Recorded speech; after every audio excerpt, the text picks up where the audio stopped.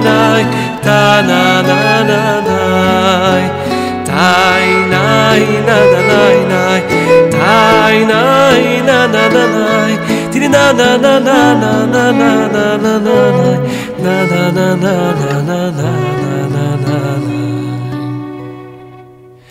ahaya tiri na na tiri na. Boker Tov, shalom à tous, à toutes, tous nos chers auditeurs et auditrices qui nous suivent, Baou Hashem. C'est extraordinaire, vous êtes là à m'écouter tous les jours. Moi, bon, je ne vous fatiguez pas, c'est bien, c'est formidable. Alors, nous on fait les jours, le Lishmat et Tzrak Ben Jamila, notre Hashem, c'est Yortzeit, c'est Askara aujourd'hui. Et donc hier on a parlé de Nadav et Avihu, du Bgam de Nadav et Avihu, que Nadav et Avihu vous avez fauté dans trop de lumière, c'est-à-dire ils ont voulu amener un korban alors que c'était pas souhaitable, c'était pas souhaité, et donc ça les a brûlés, c'était pas leur niveau. Donc on a parlé du sot de l'Avdala et aussi du Inyan que on ne peut pas rentrer dans le Beth Amikdash si on a bu, si on a bu, c'est-à-dire si on est un peu sous, alors on ne peut pas rentrer dans le Beth Amikdash. Donc ces trois choses-là, la mort de Nadav et Avihu, le principe d'être sous et de ne pas pouvoir entrer au Beth Amikdash, et le Sod et la Havdalah, tout ça, on en parle ensemble dans la Torah. C'est-à-dire que toutes ces choses-là, elles sont liées. En fait, parce que tout le problème, c'est un problème de discernement, c'est-à-dire de Havdalah. Du moment où il n'y a pas de discernement, donc la personne ne sait pas exactement quel est son niveau, et elle fait, comme on a dit, du collage. C'est-à-dire, elle voit des choses, elle colle ce qu'elle voit. Comme la galoute en général, l'exil, ils sont mélangés parmi les nations et ils ont appris des nations. Ils ont vu que les nations ils font comme ça, alors aussi ils ont fait nation comme les nations. Ils ont vu que les nations ils ont l'habitude de s'habiller comme ça, ils s'habillent comme ça, ils parlent comme ça, ils parlent comme ça, ils mangent comme ça, ils mangent comme ça, ils écoutent telle musique. C'est-à-dire ça colle, c'est-à-dire l'environnement il colle. Alors maintenant, dans Avodat Hashem, c'est pareil, quelqu'un qui arrive, il ne sait rien, alors il faut qu'il trouve un modèle, comme on dit. Il y a des business models, il y a des templates. Il y a des templates tout près. Vous changez juste les photos, les noms, et voilà, vous êtes devenu quelqu'un d'autre. Vous avez changé le nom, vous avez changé l'image, et voilà. Mais c'est pas parce que quelqu'un il a fait un copier-coller que lui, ça l'a changé en quoi que ce soit. Lui, il est toujours le même. Donc c'est important. Même si quelqu'un il a envie de jouer à du copier-coller, mais au moins que lui il sache où il est. C'est-à-dire que c'est important que lui ne se trompe pas par rapport à ce qu'il est lui-même, qu'il sache exactement qui il est. Comme Rabbeinu dit, il avait envoyé une fois un roi, il avait envoyé un ministre dans un pays, et quand ce ministre il est arrivé dans ce pays, alors on l'a pris pour le roi. Et lui il n'a rien dit. On l'a pris pour le roi, lui il a fait comme si de rien n'était. Et donc un jour, il y a le vrai roi, il est arrivé dans ce pays. Alors bien sûr, comme eux, ils avaient considéré déjà le ministre comme le roi, donc quand le roi est arrivé, ils l'ont considéré comme un ministre qui venait. Alors quand ils étaient assis dans un repas, alors le roi il était à côté du ministre qui était en fait le faux roi, et le roi lui a dit au ministre, il lui dit tout ça, c'est toute cette mise en scène et tout, ça vaut ce que ça vaut, mais toi et moi on connaît la vérité, c'est-à-dire toi tu sais très bien qui tu es et qui je suis. Alors même si quelqu'un il joue des styles, il joue un style, il y a le style comme ça, le style comme ça, il y a beaucoup de styles. Alors, même si quelqu'un il fait un template d'un style, mais il faut que au moins il sache qui il est, c'est-à-dire il prenne du recul pour savoir où il est, pour garder la Havdalah, c'est-à-dire pour garder la distinction. qui sache distinguer. Ça c'est lui, ça c'est moi. Chacun, là où il est à son niveau, c'est là où il va donner de la joie à Hachem, c'est là où il va donner à Hachem tout ce que Hachem il attend de lui, c'est parce qu'il est comme ça. Si Hachem il a fait qu'il mesure 1m60, c'est parce que c'est comme ça qu'Hachem il attend quelque chose de lui. Il n'attend pas qu'il soit un basketteur. Et s'il mesure 1m95, Hachem il attend quelque chose de lui. Et c'est pour ça qu'il l'a fait comme ça. Et comme ça dans toutes les midot aussi, dans tout le comportement de chacun, tout ce que Hachem il attend de nous, c'est par rapport à ce qu'on est. Il nous a fait pour qu'on puisse faire ce qu'on a à faire dans le monde. Donc c'est inutile de changer, de copier, de coller d'autres façons d'être, parce que c'est dommage. C'est dommage et ça peut être extrêmement dangereux, aussi extrêmement destructeur, puisque tout ce qui est au-dessus du niveau de la personne dans la Torah, il n'y a pas de... C'est-à-dire c'est quelque chose qui brûle. Quelque chose qui brûle, c'est-à-dire quand on va au-delà de son niveau, alors ça brûle. C'est comme on l'a vu dans notre Torah 51, les trois qui sont rentrés avec Rabbi Akiva dans le Pardes, que ce soit Elisha ben Abouya, ou Ben Azaï qui est mort, ou Ben Zoma qui est devenu fou, ou Elisha ben Abouya qui est devenu Acher, c'est-à-dire que le fait qu'ils sont rentrés dans un niveau où ils n'ont pas pu sortir Béchalom, alors ce qu'ils ont vu, ça a dépassé leur entendement, et ça a donné que ils ont été nifga, c'est-à-dire même si c'était des tzadikim, les Ben Azaï, Ben Zoma, un il est mort, l'autre Ben Azaï il est mort, Ben Zoma il est devenu fou. C'est des tzadikim, mais ils sont devenus fous. Et il est devenu fou, l'autre il est mort, et Acher il est devenu carrément autre chose. Il est devenu Acher, au lieu de Echad, il est devenu Acher, un autre. Alors aujourd'hui, comme je vous l'ai dit, on est dans la 50e porte de la Touma, qui est l'imagination. Donc le copier-coller, il bat son plein, comme on dit.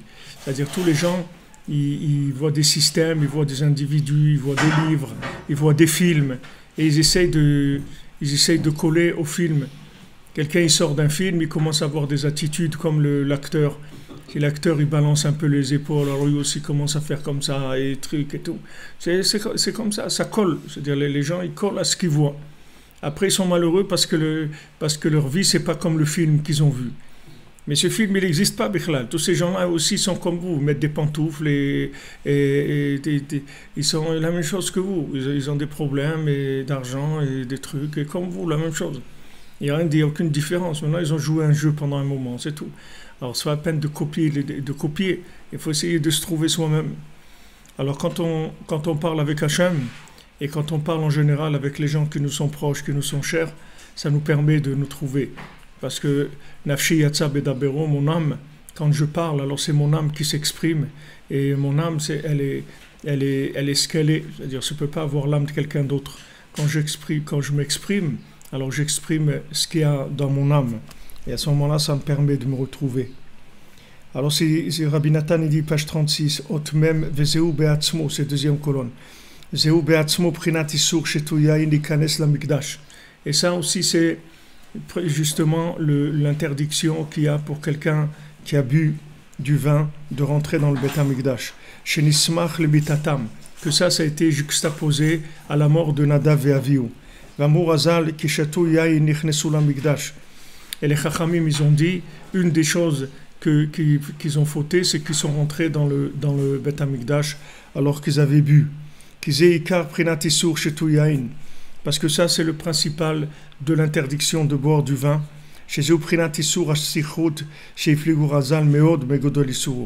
Et ça, c'est la grandeur de l'interdiction de se saouler, que le Chachamim, ils ont beaucoup insisté sur ça, de faire très attention, de ne pas se saouler, que c'est un Issour Gadol, c'est une très grande interdiction de se saouler, à part, bien sûr, Purim, que c'est une mitzvah, et il faut absolument se saouler à Purim, et dans l'année, absolument jamais se saouler, c'est quelque chose qui est extrêmement grave.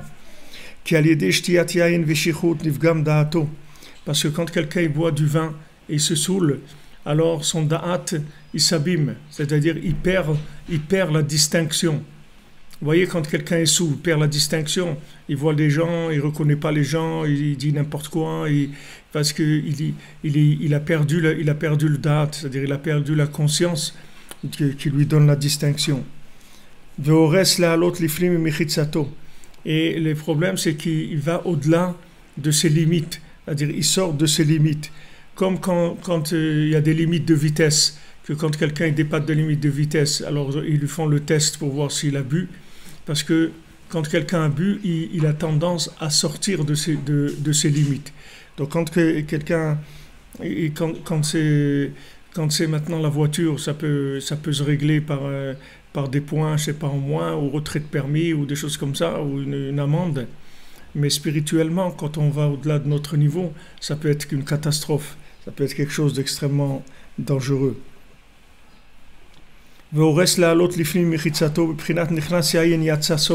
Comme c'est écrit, quand le vin y rentre, alors c'est le secret qui sort. C'est-à-dire qu'on révèle des choses qu'on n'a pas le droit de révéler. Ukvar, shezeu prinat irbuv da'at. Super kvar, il y a une erreur ici, quelque chose qui manque ou qui est en trop.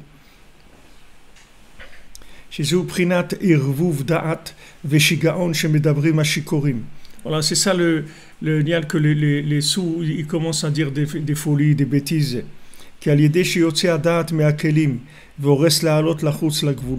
Parce que le fait que maintenant la conscience elle sort de ses récipients et il commence à aller en dehors de ses limites, son esprit se trouble complètement. Il commence à dire des bêtises. Misheno bardad gadol, ceux qui n'ont pas un dad très fort, c'est-à-dire ceux qui ont un discernement, une force de conscience très très forte. Alors au contraire, quand ils boivent, alors ça les rend dans une compréhension d'Hachem plus grande. Ça c'est pour des tzadikim, quelques tzadikim qui peuvent faire ça. Mais pour la plupart des gens, et dès qu'ils boivent, ils sortent complètement de leur récipient. Et même celui maintenant qui garde, comme les gens ils disent non, moi je gère, même quand je bois et tout, c'est-à-dire il ne dit pas de bêtises. Il peut aussi faire beaucoup de bêtises avec le fait qu'il boit, qui aurait cela à l'autre parce que il peut casser les limites, essayer d'aller au-delà de ses capacités. Même s'il ne va pas faire des bêtises, qu'il ne va pas casser des choses ou se battre ou dire des âneries. Mais il peut arriver à sortir de ses limites. Que ça le fait se détourner de la vérité. Valken shikor asur lehorot. Et donc quelqu'un qui est sous, il n'a pas le droit de trancher la halakha. C'est-à-dire il n'a pas le droit de dire une halakha pour trancher dans une situation parce qu'il ne peut pas viser juste, c'est-à-dire il ne peut pas avoir le discernement qu'il faut pour arriver à dire la vérité. Valken behemet amurazal, c'est pour ça que nos sages ils ont dit ukvar à la shikor. Et ils ont déjà dit sur celui qui a bu, que tous les chemins ils deviennent droits pour lui, c'est-à-dire il ne se rend pas compte qu'il n'arrive pas à discerner les chemins, un chemin, une voie sans issue, ou une voie dangereuse, une voie qui n'est pas pour lui, ou tout ça devient droit pour lui, il a l'impression que tout est possible. Parce qu'il se détourne beaucoup de la vérité, par le fait qu'il boit du vin. Il croit que toute la vérité est chez lui. Il croit qu'il a tout compris, etc. Pourquoi? Parce qu'il est sous.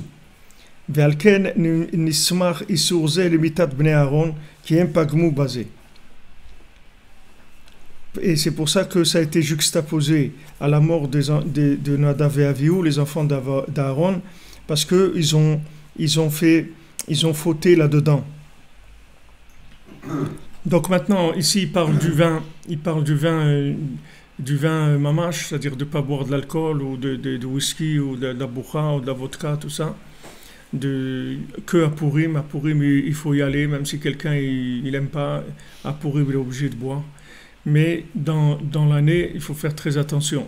Alors ça parle maintenant que de ce principe d'Halakha que les Khamim, ils ont beaucoup insisté sur ça, sur le point de vue matériel, c'est-à-dire de ne pas boire de l'alcool. Il y a aussi boire dans la Torah, c'est-à-dire que il y a par exemple le syndrome de Jérusalem, les syndromes de ça, et le syndrome de Mashiach. Il y a des syndromes, les gens ils rentrent dans des syndromes. C'est-à-dire que les gens ils montent en Israël ou ils se rapprochent du tzaddik et tout, et ils commencent à se prendre pour des lumières, des illuminés comme ça, ils commencent à s'illuminer un petit peu, et ils commencent à faire n'importe quoi dans leur vie. Ils commencent à faire mamage du n'importe quoi dans leur vie. Tout ça parce que ils ont pris des doses de lumière qui sont au-delà de leur niveau. Pour ça que donc Rabbeinu dit dans la Torah 6 que quand quelqu'un il fait tchouva, comment on va l'aider? On va lui dire d'attendre, c'est tout. On va lui dire d'attendre. On va dire c'est bien, tu veux faire tchouva, alors voilà une salle d'attente, tu t'assois là et tu restes tranquille, c'est tout. Et un jour on va venir te chercher. Maintenant tu attends, c'est tout. Et pendant cette attente-là, tu vas faire des récipients tous les jours. Tous les jours que tu attends, tu vas faire grandir tes possibilités d'avancer.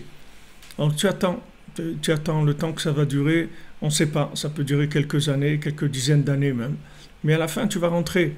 Tandis que si maintenant tu veux tout de suite rentrer, ça peut être fatal, parce que le surplus de lumière, ça détruit les récipients.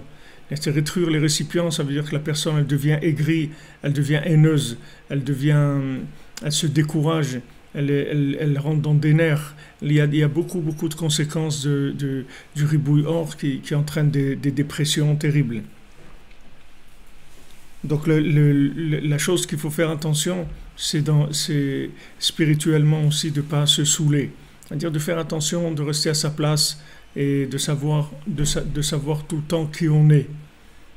Bien qu'on se trouve, Baruch Hashem, en Eretz Israël, ou quelqu'un il se trouve dans la Torah, ou quelqu'un il étudie la Torah, il faut aucun moment qu'il oublie qui il est. Même qu'il est en train maintenant de jouer un template de quelque chose, il ne faut pas qu'il oublie lui qui il est. À aucun moment qu'il oublie d'où il vient, qui il est. C'est très très important parce que un individu, ça ne se change pas par un coup de baguette magique. C'est le travail d'une vie. Et donc, ce n'est pas parce que quelqu'un il a mis une kippa sur sa tête ou qu'il étudie ou qu'il connaît de la Torah que c'est un autre individu. Ça va prendre beaucoup de temps pour changer.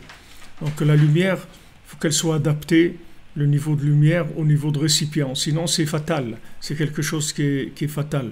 Ça peut donner des catastrophes pour la personne, pour son entourage, pour tous les gens qui vont dépendre de lui, de plus ou moins près. Et lui aussi, c'est-à-dire que ça donne des résultats catastrophiques, le fait qu'il y a du ribouille or.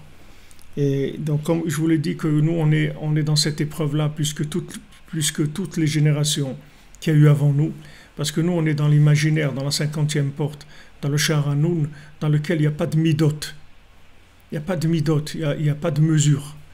Le principe de la 50e porte, c'est qu'il n'y a pas de mesure. C'est ça le principe de la 50e porte. Les 49 portes, elles ont des mesures, parce que c'est des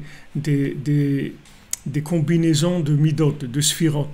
Vous prenez, il y a Chesed, il y a Gvura, il y a Tiferet, il y a Netzach, Hod, Yesod, Malchut, tous ces sphirotes qu'on fait pendant Sphirat HaOmer, elles sont imbriquées l'une dans l'autre, et ça donne toujours des mesures. Alors, quand il y a des mesures, ça peut être des fois en dessous de la mesure, des fois au-dessus de la mesure, mais en travaillant, on arrive à la mesure parce qu'on a des repères. La 50e porte, il n'y a pas de repères. Dans la 50e porte, il n'y a pas de repères. Et donc tout est permis. C'est-à-dire, dans la tête, tout est permis parce qu'il n'y a pas de mesure. Parce qu'on ne fonctionne que par adhérence. On ne peut pas fonctionner par réflexion personnelle. Parce que pour réfléchir, vous ne pouvez réfléchir que dans des mesures. Mais si vous êtes au-delà des mesures, il n'y a plus de réflexion. Comment vous allez réfléchir? Il n'y a pas de maîtrise d'aucune chose. Il n'y a plus de logique. Il n'y a pas de logique. Une chose, elle est là, elle peut être là. Quelqu'un, il fait ça, il peut faire le contraire, il peut revenir, il peut repartir, il peut faire n'importe quoi. Parce qu'il n'y a pas de mesure, il n'y a pas d'étalonnage des choses. Il n'y a pas.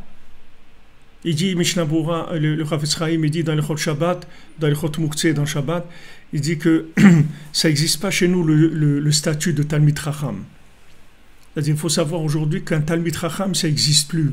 Déjà depuis l'époque de Chafetz Chaim, c'est-à-dire un érudit en Torah, d'après quand la Torah elle dit un Talmid Chacham, ça n'existe plus. C'est Chafetz Chaim, vous avez qu'à regarder dans Mishnah Bura, dans le Chot Muktzeh, vous allez voir là-bas, il rapporte pour un quand on dit le din d'un Talmid Chacham, c'est qu'il peut faire ça et tout. Alors, il dit, on sait déjà que le din de Talmid Chacham, le statut de Talmid Chacham, ça n'existe plus de nos jours. Donc, il y a des gens lui, le Chafetz Chaim vous dit qu'à son époque déjà, ça n'existe plus. Et maintenant, il y a des gens, eux, aujourd'hui, ils pensent que ça existe. Mais vous dites, ça n'existe plus déjà. Donc, ça y est, laisse tomber, c'est quelque chose qui n'existe plus. C'est-à-dire, c'est le Chafetz Chaim, il te dit. Donc, c'est un statut qui n'existe plus. Et comme ça, beaucoup de choses, où les gens, ils pensent des choses. Mais ces choses, elles ne sont pas dans la Metsiout, elles n'existent plus. Alors, on est dans la 50e porte. La 50e porte, c'est ou la Emouna, ou l'imagination. C'est comme vous voulez. C'est-à-dire, où vous partez dans YouTube, ou vous partez dans de la vidéo complètement, où votre vie c'est une vidéo, c'est-à-dire vous regardez des films et vous avez un film dans votre tête et vous jouez le film que vous avez dans votre tête, ou vous avez la Emouna. La Emouna aussi c'est l'imagination, mais c'est l'imagination, c'est le vrai qu'il y a dans l'imagination. C'est-à-dire qu'on imagine ce qui est vrai. On imagine ce qui est vrai. Mais ce n'est pas parce qu'on imagine ce qui est vrai qu'on est devenu cette chose-là. Comme Rabbi Nachman dit, moi je veux que vous soyez des tzadikim kamoni mamash. Que vous soyez des tzadikim comme moi mamash. Ça veut dire comme moi. Ça veut dire comme lui. Ça veut dire que c'est un collage qu'on dit comme lui. Il dit pas je veux que vous soyez des tzadikim comme vous. Non, il dit comme moi. Ça veut dire comme moi. Ça veut dire comme quelqu'un dit je vais être comme celui-là. Je vais être comme celle-là. Je vais être comme ça. C'est-à-dire il a un modèle, il veut copier ce modèle. Alors Rabbi Nachman il dit que je veux que vous soyez des tzadikim comme moi. C'est-à-dire que vous ayez tellement de démouna en moi, tellement confiance en moi, que moi je vais vous inspirer à arriver à ce que vous êtes vraiment. Par la émouna. Il n'y a pas d'autre chemin. Aujourd'hui, il n'y a pas de chemin de construction de logique. Il n'y a pas, c'est impossible. C'est impossible parce qu'il n'y a pas de midot. Vous voyez que tout est démesuré dans le monde. Il n'y a pas de midot. Il y a des mesures de rien. Vous voyez, il n'y a pas de... Regardez, en Israël, ils viennent, ils commencent à sortir des scandales. Ils veulent faire tomber le Premier ministre. L'autre, il sort un truc, l'autre un autre. Et la police, elle se met contre ça. Et le truc, il se met contre l'autre. Et ça... Il y a n'importe quoi. Dans le monde entier, c'est comme ça. C'est n'importe quoi. Il n'y a pas de mesure. Il n'y a pas quelque chose on va suivre. On va dire, voilà, après, ça va être comme ça. Donc, ça va être... Il n'y a pas, et ça n'existe plus, ça. Que ça va être comme ça, donc ça va être comme ça, et donc ça va... Il n'y a pas. Donc, on est obligé de se brancher sur la Emouna et de dire que tout ce que Hachem y fait, c'est pour le bien.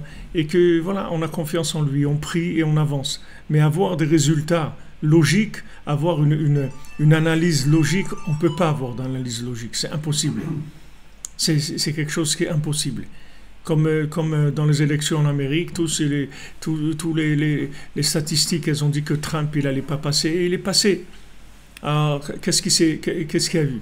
Il y a eu qu'ils ne peuvent pas prévoir les réactions des gens aujourd'hui. Ils ne peuvent pas prévoir les réactions des individus. Même des gens que normalement, quand ils font des sondages, ils ne se trompent pas. Et aujourd'hui, les sondages, ils se trompent. Parce que l'individu, il change. Et quand ils font une ponction de réaction sur 100 personnes ou sur 1000 personnes, ça ne veut rien dire du tout. Parce que ces gens-là, ils peuvent changer complètement leur façon de penser en une seconde. Donc, c'est pas, il y a pas vous ne pouvez pas faire des sondages. Votre sonde, elle ne sert à rien. Parce que votre sondage, vous allez interroger quelqu'un, maintenant il est là où il est. Maintenant, il va rentrer dans un café où il va voir un film et il va devenir quelqu'un d'autre, c'est tout. Alors maintenant, celui que vous avez prévu, que normalement il devait réagir comme ça, par rapport à quoi? Par rapport à la ponction de comportement que vous avez fait à ce moment-là. Mais il n'est plus là-bas, ça y est. Il a vu un truc, ça y est, ça l'a emporté. Il est parti dans autre chose. Et dans la 50e porte, c'est comme ça que ça se passe. Et que on peut aller dans n'importe quoi. Alors on est obligé d'utiliser la émouna, d'utiliser la prière et d'aller doucement, d'aller extrêmement lentement, de bien assurer chaque pas qu'il tient bien, que ça va, que c'est intégré, etc. Et après on fait encore un pas et on va doucement. On va doucement parce que sinon c'est extrêmement néfaste. C'est pour ça que la paracha de Yom Kippour, c'est-à-dire le passage de la Torah qu'on lit à Yom Kippour, il commence par la mort des enfants de Aaron.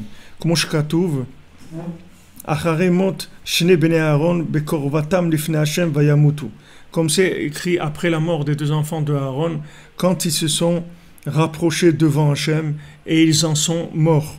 Vayomer ve'al yavo bechol et el hakodesh, qu'ils ne viennent pas à chaque instant vers le saint, la sainteté, qu'ils viennent pas n'importe quand il veut, quand ça lui dit, qu'il s'approche de la sainteté. Bezot yavo Aaron el hakodesh. Voilà quand Aaron il viendra dans le Kodesh. C'est-à-dire qu'il ne rentrera dans le Kodesh Kodashim, dans le Saint de Saints, que le jour de Yom Kippour, c'est tout. Il n'y a aucun autre moment où il peut rentrer dans le Saint des Saints, que Yom Kippour. Qui est kol avoda shel Yom Kippour, shal yedeze Hashem itbarach mochel avonot Israël bechol shana. Parce que tout le travail de Yom Kippour, tout le service qui est fait à Yom Kippour, dans lequel Hashem il pardonne toutes les fautes qui ont été faites du Ham Israël, hu al yedei prinat ha'emet hazach shel Hashem itbarach be'atzmo she'efshar le'asigo. Tout ça, ça se fait par la vérité pure d'Hachem, c'est-à-dire la vérité complètement débarrassée de toute interprétation de ce monde, c'est-à-dire une vérité qui émette les amitos, c'est-à-dire une vérité dans laquelle, c'est-à-dire la vraie vérité, la vérité d'Hachem lui-même, que ça personne ne peut la comprendre. Uniquement les très grands tzadikim, selon chacun, selon sa façon de capter. Parce que maintenant, si vous prenez la vérité dans son concept simple, il n'y a pas de possibilité d'arranger quelqu'un qui a fauté. Quelqu'un qui a fauté, il a fauté. Qu'est-ce qu'il va arranger? Et ça y est, il s'est révolté, il a fait quelque chose de mal contre Hachem. D'après la logique, comment maintenant vous allez réparer ça? Comment Shamu Hazal, chez Aloul, la Chokhma ve'amra, en effet, Shachotet, Hitamut, ils ont demandé à la Chokhma, ils ont demandé à la connaissance, à la logique. Il dit, qu'est-ce qui se passe avec quelqu'un qui a fauté? Elle a dit, quelqu'un qui a fauté, il va mourir, c'est tout. Il n'a qu'à mourir, c'est tout. Parce que d'après la vérité de la sagesse, la vérité logique, alors voilà, c'est quelqu'un il a fauté, ben tant pis pour lui, c'est tout, et il va mourir. Mais j'ai pris Aemet chez la Malachim. Donc ça c'est la vérité des anges dont on a parlé, c'est-à-dire que ces anges de vérité qui ont accusé l'homme et qui ont dit à Hachem, pourquoi tu vas créer l'homme? Il va fauter. Chez Kitregu al Briata Adam, qui les filles Aemet chez la Hem, en takana le achote ve'em raou chez Adam yerte negdo idbar, yerta negdo idbar. Parce que d'après leur façon de voir les choses, ce qui est vrai, c'est de la vérité. Il n'y a pas de réparation possible pour l'homme. Et comme il va fauter, donc ils ont dit à Hachem, tu vas faire une faillite, c'est tout. Parce que qu'est-ce qu'il va, toi, tu vas vouloir lui donner tout, et lui, il va fauter. Et donc, tu vas être obligé de le détruire. Et tu n'as rien fait, alors ne fais rien. Pourquoi tu commences? Pourquoi tu commences? C'est-à-dire que ce qu'ils disaient, c'était vrai. C'est pas qu'ils sont venus dire des mensonges. Ils ont dit vrai. Ils disent, regarde, toi, tu veux leur donner un chemin de vie avec la Torah, avec les 10 commandements, avec les 7 mitzvot Bnei Noach pour les nations. Mais regarde, ils vont pas t'écouter. Donc maintenant, quand ils vont pas t'écouter, tu vas les tuer, oui. Alors maintenant, qu'est-ce que tu as fait? Tu n'as rien fait. Donc ne commence pas, c'est pas la peine. On voit pas que ce système-là, il va amener à quoi que ce soit. C'est pour ça que d'après le da'at pashut, c'est-à-dire d'après le discernement simple du commun des mortels, la vérité elle va vers ça. Parce que d'après leur vérité, c'est la vérité qui est vue de façon simple, il n'y a pas de réparation pour un fauteur. Et les anges, ils ont vu que l'homme allait fauter devant Hachem. Donc ils ont annulé, accusé, ils sont rentrés contre le fait de créer l'homme. Ils ont attaqué ça, ils étaient contre. Ou Behemet, les fiadat apashut, kachnote haemet. Et donc, bien sûr, d'après le discernement simple de quelqu'un qui a un esprit qui est dans la logique. Alors, c'est comme ça aussi la vérité. Quelqu'un, il a fauté. Alors voilà, ça y est, il a fauté. C'est terminé pour lui. Et donc, on n'a rien fait avec ce système. Mais il ne connaissait pas la grandeur de la miséricorde d'Hachem. Que ça, c'est l'essence de la vérité. Ça, il ne savait pas. Ça, il ne savait pas combien Hachem, il est miséricordieux. Et que tout le monde, il a créé pour révéler sa miséricorde. Donc, cette miséricorde, c'est le contraire de la vérité. Et elle va rattraper tout ce que la vérité, elle peut chasser, la miséricorde, elle va rattraper. Chez Yefchar le Asik Kanal, que cette vérité-là, c'est-à-dire qui est l'essence même de la nature d'Hachem, qui est la miséricorde, on ne peut pas comprendre ça. De là-bas, ça vient le pardon des fautes du Ham Israël le jour de Yom Kippour. Mais c'est pas tout le monde qui peut rentrer dans la sainteté de cette vérité. Cette vérité, c'est un niveau de sainteté. Il n'y a pas grand monde qui peut rentrer là dans ces concepts-là. Même le Kohen Gadol nous dit, tu peux pas rentrer dans ce concept-là à tout moment. Qui im bezot, uniquement à ce moment-là, c'est-à-dire dans le jour de Yom Kippour, qu'il est émet kazé, shu prinat kedushat kodesh kodashim, lefnai velifnim. Parce qu'une vérité comme ça, qui est une vérité d'une sainteté très très élevée, ifshar lichnos, ki be Kippourim alide seder avoda shetziva Hashem idbar. On ne peut rentrer là que de Yom Kippourim, avec tout le service qu'Hachem il a donné ce jour-là, toutes ces préparations, tout ce qu'il fallait faire comme Korban et la façon de le Saïr, la Azazel, il fallait jeter tout ce qu'il fallait faire ce jour-là.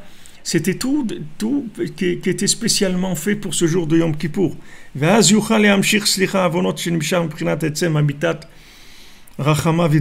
moment-là, il peut attirer un pardon des fautes qui viennent de l'essence de la vérité même d'Hachem qui est de la miséricorde. Prinat verav chesed vehemet, comme c'est écrit, rav chesed vehemet, que Hachem il est rav chesed, c'est-à-dire que il est grand dans la bonté et dans la vérité. Valken ismar kol inyan ze le parashat mitat bnei Aaron.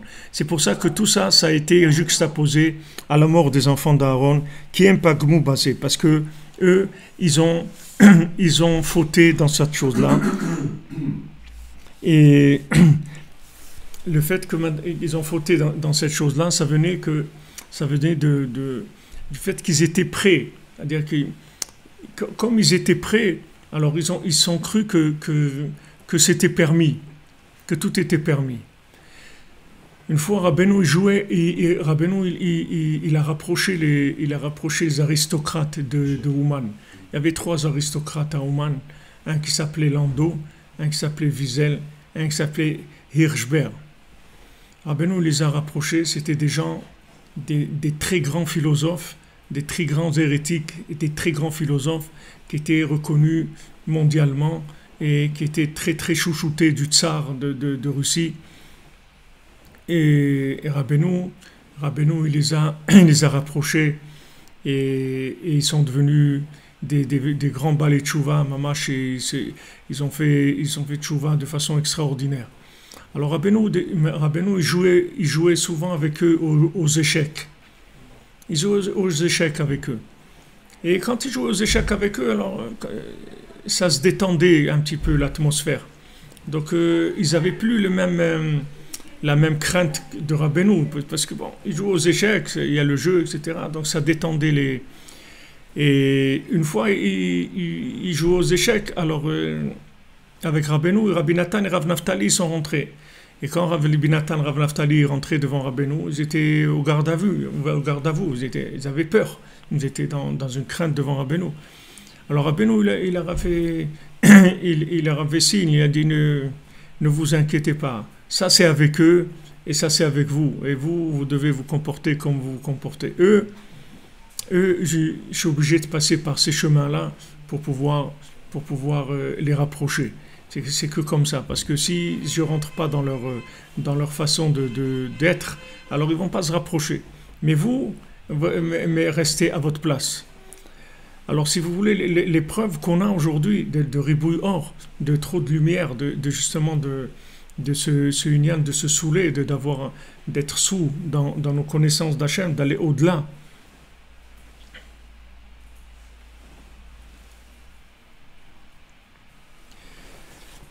C'est justement le fait qu'on vit dans la miséricorde. C'est ça notre problème. C'est-à-dire, c'est notre avantage. Parce que bon, Hachem, que si Hachem il n'avait pas de la miséricorde sur nous, on n'aurait jamais été dans ce qu'on est. Jamais. Jamais. Il n'y a personne qui pourrait même pas mettre les tefilines, même pas mettre une mezouza, rien du tout. Rien. S'il n'y avait pas la miséricorde d'Hachem. Aujourd'hui, il n'y a que de la miséricorde. Parce que nous-mêmes, on est tous des gens qui sont venus dans des époques où il y avait un peu plus de rigueur, un peu plus d'ordre, disons, dans le monde. Et on a été recalés. On a été des recalés. Comme le bac, on passait le bac, il y avait le bac, et après il y a l'oral. On a l'oral, on appelait, ça s'appelait rattrapage. On disait, le rattrapage, il se fait à l'oral. C'était un rattrapage.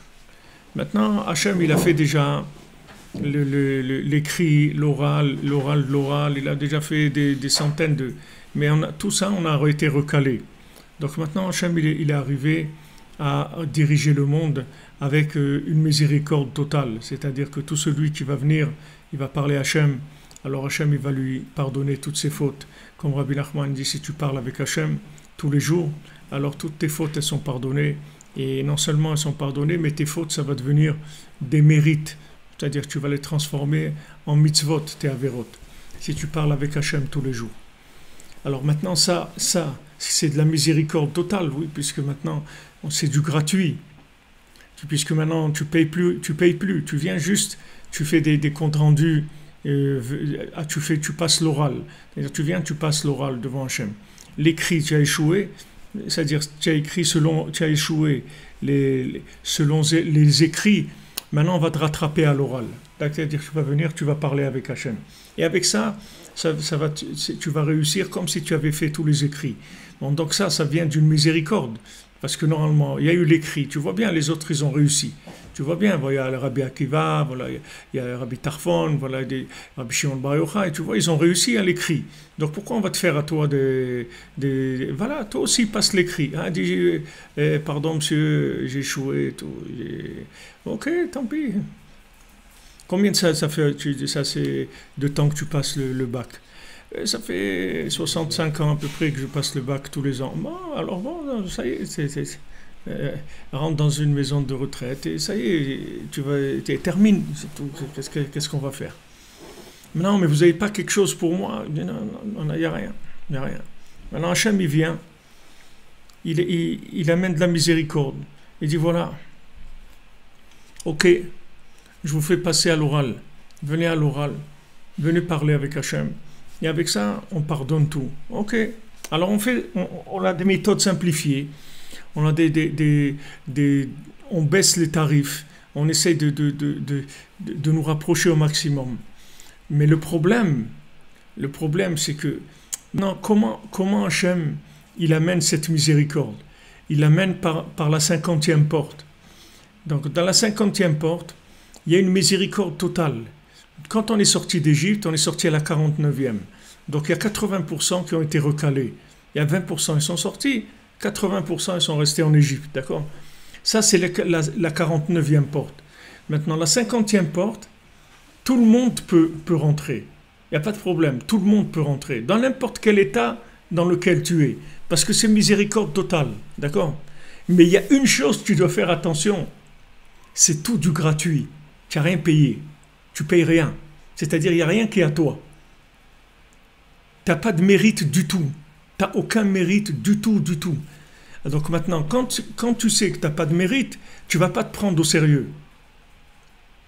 Tu vas venir comme un mendiant, comme les 7 mendiants.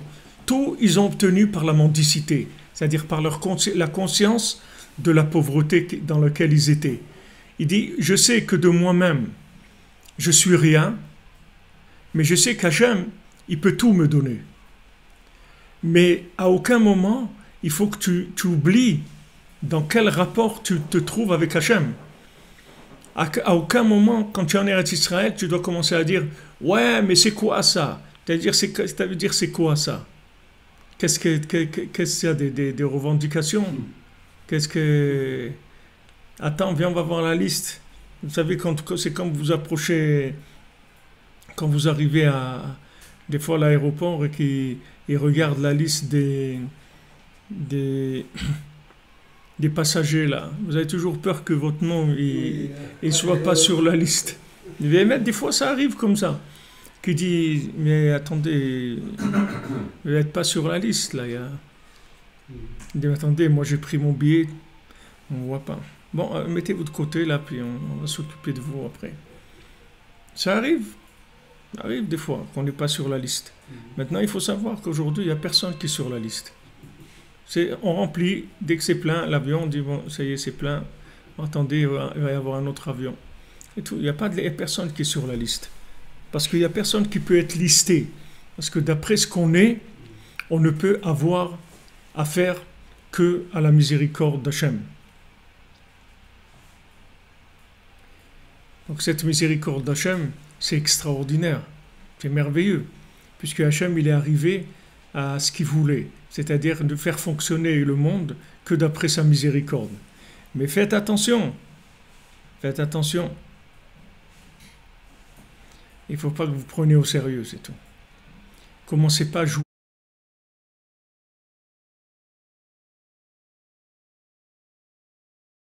Ça, le pauvre, alors vraiment, c'est vraiment l'asile.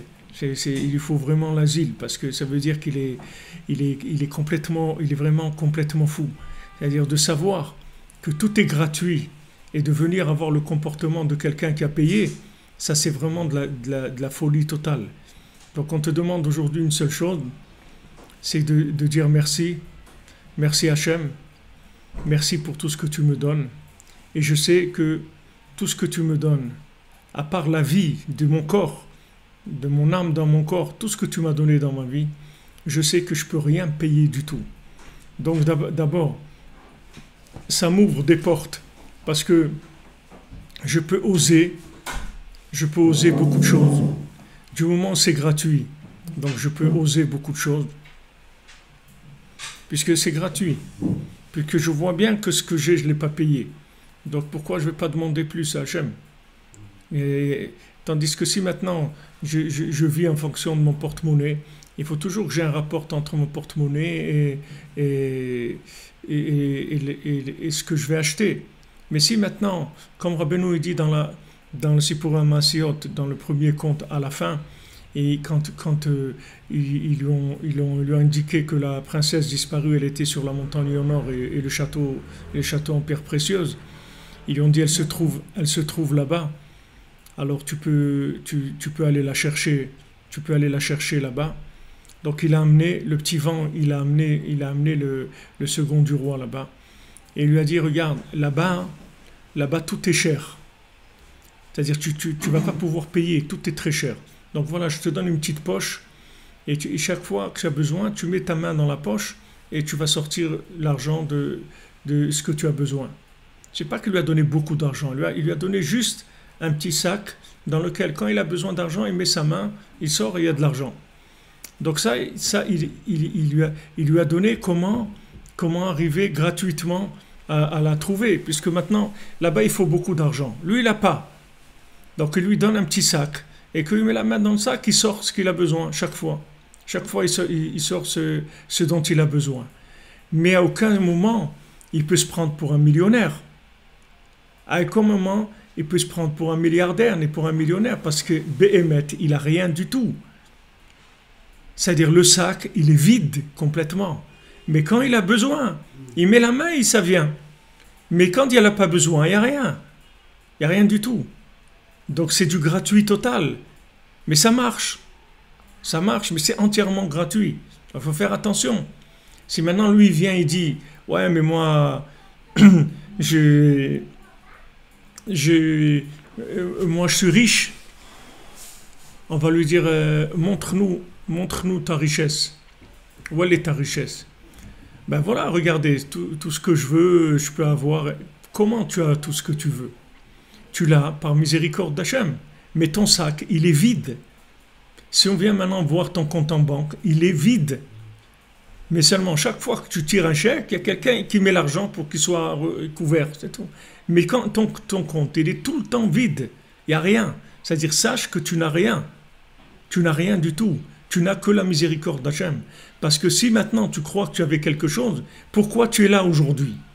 Pourquoi tu es revenu en réincarnation tellement de fois pour te réparer? Si tu pouvais payer, tu serais pas revenu.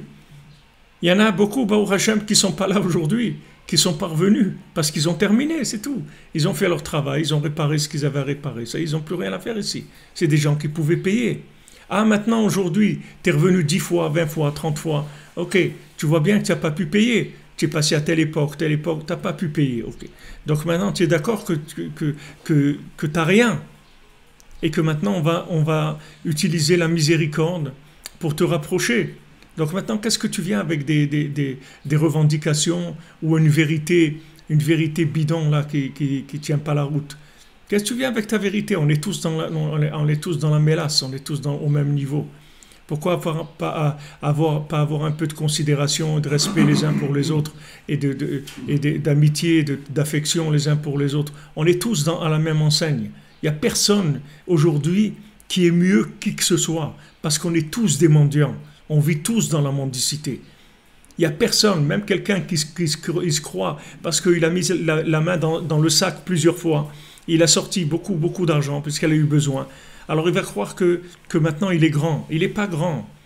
Il n'est pas grand parce qu'on a eu besoin de quelqu'un dans cette fonction-là. Alors on lui a donné cette chose-là. Mais on lui a donné gratuitement, comme l'autre qui a autre chose aussi gratuitement, et comme l'autre aussi gratuitement, et comme l'autre gratuitement. Tout le monde est dans le gratuit. Il n'y a personne qui paye quoi que ce soit aujourd'hui. Tout le monde est à l'oral et tout le monde est dans le rattrapage. Il n'y a personne qui peut dire « moi j'ai payé ». Tu n'as rien payé du tout. Et quand tu as payé, ce n'est pas avec ton argent. C'est parce qu'Hachem il t'a donné les forces de faire quelque chose parce qu'il a besoin de toi dans cet endroit-là. Donc il te donne l'intelligence, la sensibilité, même le Ruach HaKodesh, même tout ce qu'il faut. Tu peux même voir Ruach HaKodesh, tu peux voir des choses extraordinaires. Mais n'oublie jamais une seule chose, que tout ça c'est de la mendicité. Parce que si tu ne crois pas que c'est de la mendicité, c'est ça qui va te rendre saoul. C'est ça qui va te saouler. Ça va te saouler, tu vas perdre la tête. Si tu crois que c'est à toi, alors tu vas perdre la tête. Donc fais attention de remercier, de rentrer dans la Hoda, de dire merci à Hachem pour tout. Parce que tant que tu dis merci, ça veut dire que tu es conscient que c'est gratuit. Le jour où tu ne dis plus merci, ça veut dire que tu crois que ça t'appartient. Et là, tu vas voir que les choses elles vont changer. Ça ne va pas être de la même manière. Quand tu crois que ça t'appartient, Hachem il dit, attends, voyons voir, qu'est-ce que tu as payé? Tu as payé quelque chose? Tu n'as rien payé, qu'est-ce que tu viens revendiquer quoi? Même Avraham Avinu, toute la galoute qu'on a passée en Égypte, qu'on a été 400 ans en Égypte, c'est parce qu'Avraham Avinu l'a demandé à Hachem. Bema eda ki orishena. Comment je vais... Hachem il dit, je te fais cadeau d'Eretz Israël. Alors Avraham Avinu lui a dit, comment je vais savoir qu'elle m'appartient? Alors là, il y a eu un silence, il y a eu une obscurité terrible. Et Hachem il lui a dit, 400 ans, tes enfants ils vont être esclaves en Égypte. Pour cette question-là que tu as posée. Comment je vais savoir qu'elle m'appartient? Elle ne t'appartient pas, je te le donne. Pourquoi tu dis comment je sais que je vais savoir qu'elle m'appartient? Je te le donne et ça ne t'appartient pas. Aujourd'hui, tout est comme ça. Je te le donne, mais ça ne t'appartient pas. C'est-à-dire que ça ne t'appartient pas, tu n'as pas payé. Tu n'as pas payé. On te donne tout, mais tu n'as pas payé. C'est tout du gratuit. Alors mets-toi dans la liste, fais la queue comme tout le monde. Et ce qu'on te donne, tu dis merci mon Dieu. Et ce qu'on va te donner, c'est par rapport à ce que tu as besoin de faire dans ce monde. Et si on ne t'a pas donné quelque chose, c'est que tu n'en as pas besoin. Et si tu penses que tu en as besoin, tu peux demander. Et si Hachem, il pense que c'est ça qu'il te faut, il va te le donner. Et sinon, il ne va pas te le donner, c'est tout. Donc tu acceptes ta vie en sachant que de toute façon tout est du gratuit. Et que si on voulait BMT te faire payer, tu ne pourrais pas payer. Ça serait quelque chose que tu ne pourrais pas payer. Donc tu dis merci. Et c'est pour ça que Purim c'est plus grand que Yom Kippourim. Et puis Purim c'est plus grand que Yom Kippourim parce que Kippourim ça ressemble à Purim. Mais Purim, ça inclut tout. Dans Purim, ça inclut toutes les fêtes de l'année. Et c'est pour ça que Purim, ça sera jamais, ça disparaîtra jamais. Pourtant, vous pensez que la fête... Si on vous disait, qu'est-ce que vous pensez de la fête qui disparaîtra jamais? Alors vous allez prendre quoi? Rosh Hashanah ou Yom Kippour, des jours qui sont austères comme ça, où il y a, comme on dit, du sérieux. Et vous voyez que la fête qui va jamais disparaître, c'est la fête de la bamboula totale, où les gens ils sont déguisés dans n'importe quoi, et où ils ont bu,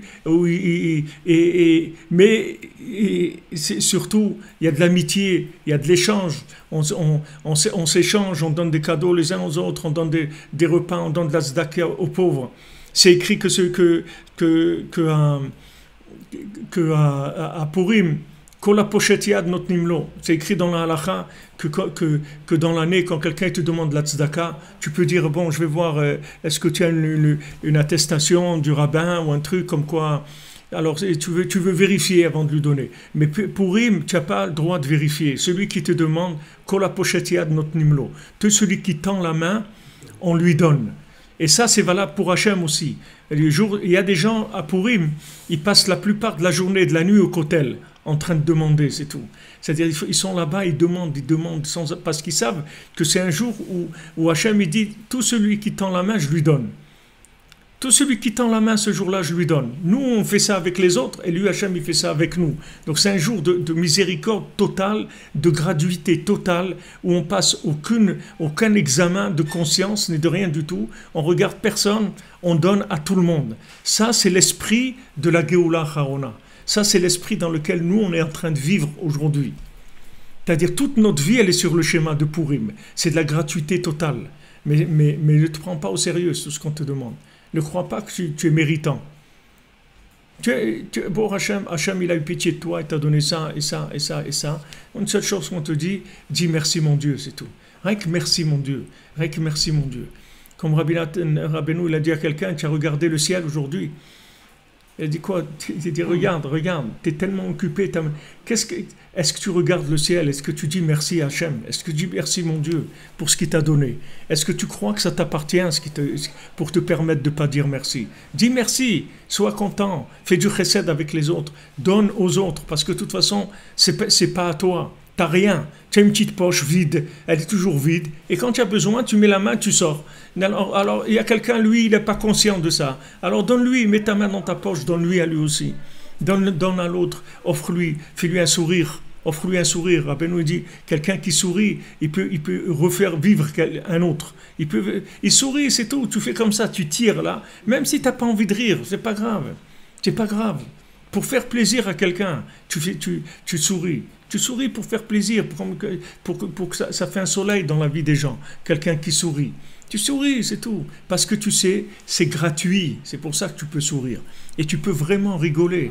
Rigoler. Vous voyez tous les Breslevers, vous voyez Rav Israël Ber au dessert, comment ils rigolaient. Ils rigolaient, ils se pliaient de rire. Parce que c'est gratuit. Et l'autre, il croit qu'il paye. Alors il est en train de compter les 4 sous pour savoir est-ce qu'il va pouvoir faire ou va pouvoir. Mais tu n'as pas compris, c'est gratuit. Une fois que tu vas avoir ramassé tout l'argent pour arriver à la caisse, tu vas vouloir payer, on va te dire non, vous n'avez rien à payer, c'est gratuit. Dis quoi? Tout ça, j'ai ramassé tout ça, et maintenant vous me dites c'est gratuit. Comme Rabbeinu l'a dit pour celui qui voulait un repas, alors il cherchait du travail. Alors il y a un bûcheron qui lui a dit tu veux un bon repas? Il dit oui, il dit alors voilà, prends une hache et voilà le bois et travaille. Alors il a travaillé toute la journée, cassé du bois, etc. En fin de compte, après il lui dit alors mon repas, il dit voilà, tu montes là au 2e étage, ils vont te servir à manger. Alors il monte au 2e étage, bon repas, super, entrée, truc, Bordeaux, truc, pas Bordeaux, mais le vin du Golan, du bon vin du Golan, des trucs, et, poissons, toutes sortes de poissons. Il fait un repas super. Et là, au milieu du repas, il soupire. Alors le gars qui le sert, il dit, qu'est-ce que tu as? Tu as un problème? Pourquoi tu soupires? Il dit, je suis fatigué. Il dit, qu'est-ce qui se passe? Il dit, tu sais, j'ai travaillé dur pour ce repas. Il dit, comment tu as travaillé dur? Il dit, ouais, voilà, j'ai travaillé, j'ai cassé du bois toute la journée. Il a dit, regarde, là, tu as un problème. Parce qu'ici, c'est une soupe populaire. Donc, sache que tu as travaillé pour rien et tu manges pour rien. Donc, c'est dommage. Tu aurais fait quelques mètres, tu serais monté ici. Viens demain et viens tous les jours manger. Quand tu veux, c'est ouvert. Mais le gars, il a cassé toute sa vie. Il a cru qu'il va casser du bois. Il va arriver. Et au moment, même s'il arrive et qu'il a tout pour payer, on va lui dire c'est gratuit. Alors là, il dit, le bonhomme, il a toute sa tête qui part dans tous les sens. Comment c'est gratuit? Mais oui, c'est gratuit. Parce qu'aujourd'hui, on vit dans le gratuit. C'est que la miséricorde d'Hachem. Et ça, c'est un émettre que tu peux pas comprendre avec ton cerveau. Comment ça fonctionne. Tu vas le vivre, mais tu ne vas pas le comprendre. Tu peux le vivre, mais tu ne vas pas le comprendre, parce que c'est la 50e porte. Bezrat Hashem, Be'atzlacha. Merci, Zakoubarou. Be'atzlacha, et beaucoup de réussite.